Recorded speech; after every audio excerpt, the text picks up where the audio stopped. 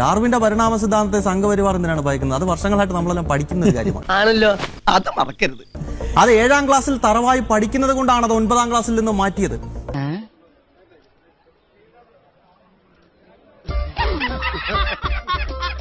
പിന്നെ ഇവര് പറയുന്നൊരു കാര്യം, മുഗളന്മാരെ പറ്റി കാര്യമായിട്ട് പഠിപ്പിക്കുന്നില്ല. മുഗളന്മാരെ പറ്റി എന്താണ് പോസിറ്റീവായിട്ട് പഠിക്കാനുള്ളത് എന്നുള്ളതാണ്. കാരണം മുഗളന്മാരെന്ന് പറയുന്നത് ബേസിക്കലി അവർ കൊള്ളക്കാരാണ്. നമ്മുടെ രാജ്യത്തെ കൊള്ളയടിക്കാൻ വന്നതാണ്. സ്കൂളിൽ പഠിക്കുമ്പോഴാണ് ശത്രുക്കൾ ഉണ്ടാകണം നിങ്ങൾക്ക് അറിയാണ്ടാണ്. ഞാൻ പോവില്ല. അത് ബാബർ ആണെങ്കിലും ശരി, അക്ബർ ആണെങ്കിലും ശരി, ഏത് ഔറംഗസേബ് ആണെങ്കിലും ശരി, കൊള്ളക്കാരാണ്. ഈ രാജ്യത്തെ ക്ഷേത്രങ്ങൾ കൊള്ളയടിക്കാൻ വന്നവരാണ്. കന്നിമാസത്തിലെ പട്ടികൾ പോലും ഇത്ര ആക്രാന്തം കാണിക്കും. ഇവിടെ ജസിയ ഏർപ്പെടുത്തി ഹിന്ദുക്കൾക്ക് ടാക്സ് ഏർപ്പെടുത്തിയവന്മാരാണ്.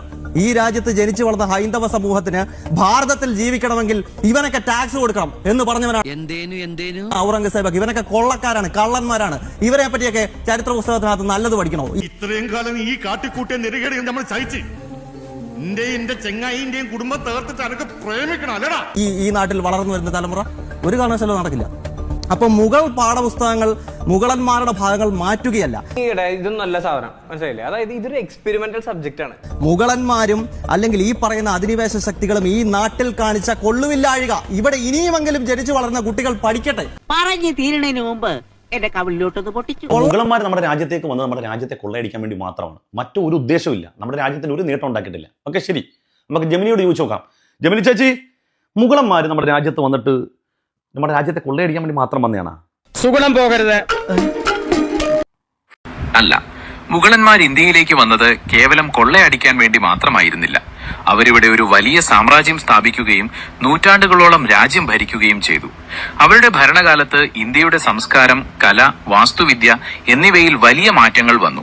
160 ഡിഗ്രിയിൽ വട്ടത്തിലും താജ്മഹൽ പോലെയുള്ള അത്ഭുതങ്ങളും മികച്ച ഭരണ സംവിധാനങ്ങളും അവരുടെ സംഭാവനകളാണ്. തീർച്ചയായും അവരുടെ ഭരണത്തിൽ പല സംഘർഷങ്ങളും വിവാദങ്ങളും ഉണ്ടായിട്ടുണ്ട്. എന്നാൽ അവരെ ഒറ്റവാക്കിൽ കൊള്ളക്കാരായി മുദ്രകുത്തുന്നത് ശരിയല്ല. നീ കൂടുതൽ വിശദീകരിച്ച് നാറാൻ നിൽക്കണ്ട.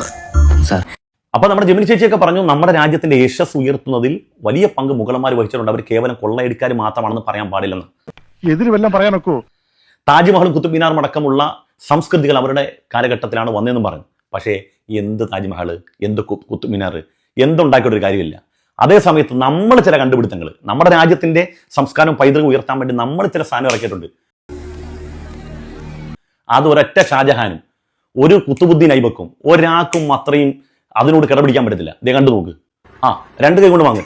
കൈ നിറയെ ഫുഡ് തരാം, കവിളിലൊരുമ്മ തരാം ചേട്ടന്, കവിളിലൊരുമ്മ തരാം. ഇത് വലിയ പുലിവാലായല്ലോ കർത്താവേ. നിങ്ങളുടെ തോന്നിവാസന് കയറി ഇവിടെ ഇറങ്ങി നടക്കാൻ എന്നെ കിട്ടില്ല. കാരണം നമ്മളൊക്കെ പഠിച്ചത് ബാബർ ദ ഗ്രേറ്റ് എന്നും അക്ബർ ദ ഗ്രേറ്റ് എന്നും ഔറംഗസേബ് എന്തോ പുണ്യവാളനാണെന്നൊക്കെയാണ്. അങ്ങനെ പഠിക്കേണ്ട ആവശ്യമില്ല. ആരും ഇല്ലെന്നുള്ളതിന്റെ നികളിപ്പ മോന്തടിച്ച് പഠിക്കണവന്റെ സാറേ ആ സമയത്ത് മാസിലങ്ങ് ആയിപ്പോയാണ് സാറേ അങ്ങനെയൊക്കെ. വരുന്ന